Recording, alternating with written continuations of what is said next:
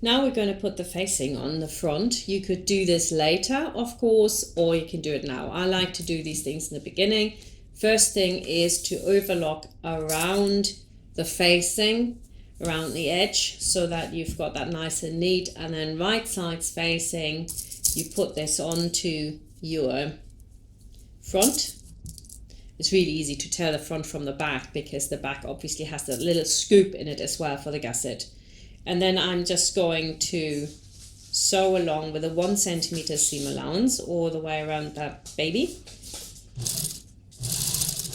And that will be my facing.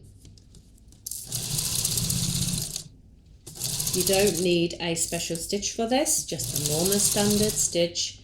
And because you really don't actually want this part to stretch or be stretchy at all.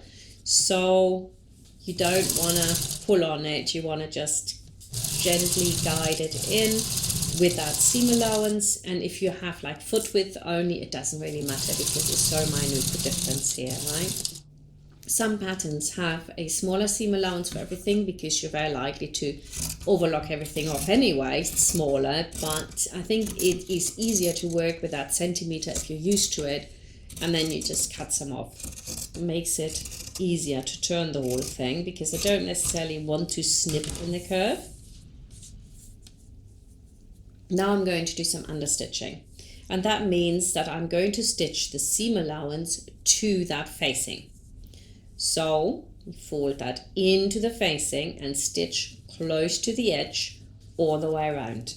And that will give you a really, really nice edge. Number one, it will keep it from stretching. So you pull it out to either side and then you go around.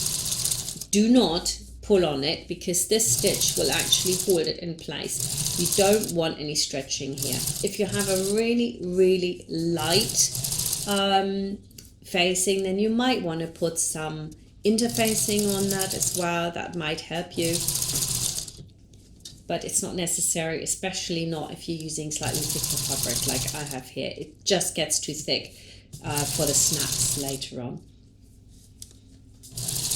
All the way down.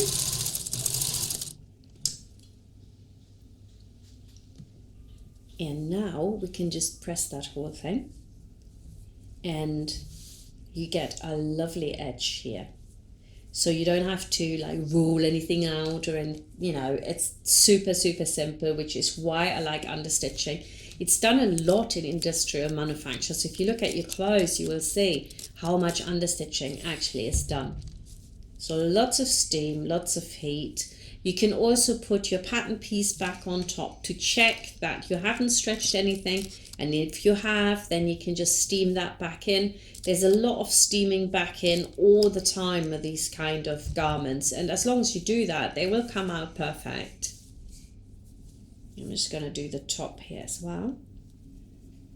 Oh, I love it. I'm on a bit like romper baby crazy. As you are watching this, I'm already working on my next project.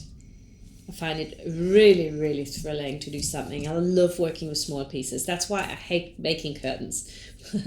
So here we go. That is my front done. We can't top stitch it yet because we need to get the cuffs on first for that. So when we now put this on top of each other, and you can see my gusset is already done here, you will see that when the gusset folds up, it will be the same length exactly, or at least it should be. If I've pushed this under here, you'll see it ends in exactly the same place.